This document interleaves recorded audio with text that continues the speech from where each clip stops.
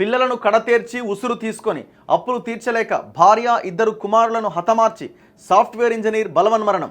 కుటుంబ కలహాలతో 3 పిల్లలకు విషమిచ్చి తల్లి ఆత్మహత్య. హైదరాబాద్ గాజుల రామారం పటాన్ చెరులో విషాదాలు. 2 వేరువేరు ఘటనల్లో 8 మంది ప్రాణాలు కోల్పోయారు. అన్ని సూసైడ్స్. ఎంత భయంకరమైన విషయం చూడండి.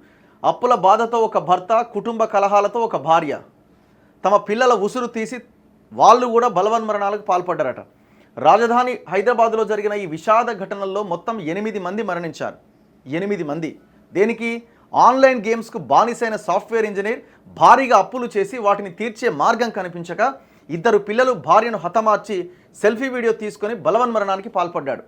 మరో ఘటనలో ఇంట్లో గొడవల కారణంగా ఒక తల్లి తన 3 పిల్లలకు విషమిచ్చి తాను కూడా ఆత్మహత్య చేసుకున్నది. పోలీసులు కుటుంబ సభ్యులు తెలిపిన వివరాల ప్రకారం మంచిర్యాల జిల్లా కేంద్రం రెడ్డి కాలనీకి చెందిన ఇప్ప వెంకటేష్ అదే ప్రాంతానికి చెందిన వర్షినికి 2012లో వివాహమైంది.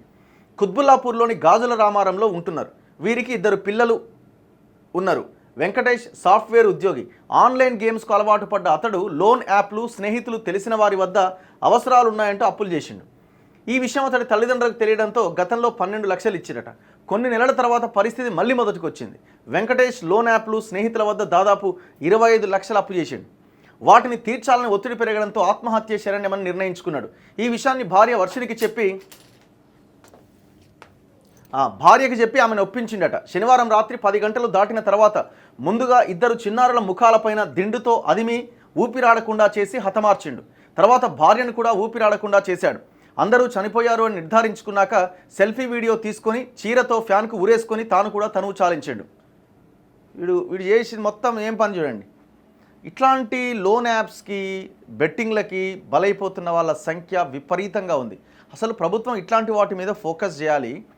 ఒక కమిటీ లాంటిది, ఒక పబ్లిక్ కమిటీ లాంటిది వేసి దీని మీద ఏం చర్యలు తీసుకోవాలనో ఆలోచించాలి. అసలు ఈ యాప్స్ను నిషేధించడానికి ఉన్న అవకాశాలు ఏంటన్నది కూడా పరిశీలించాలి.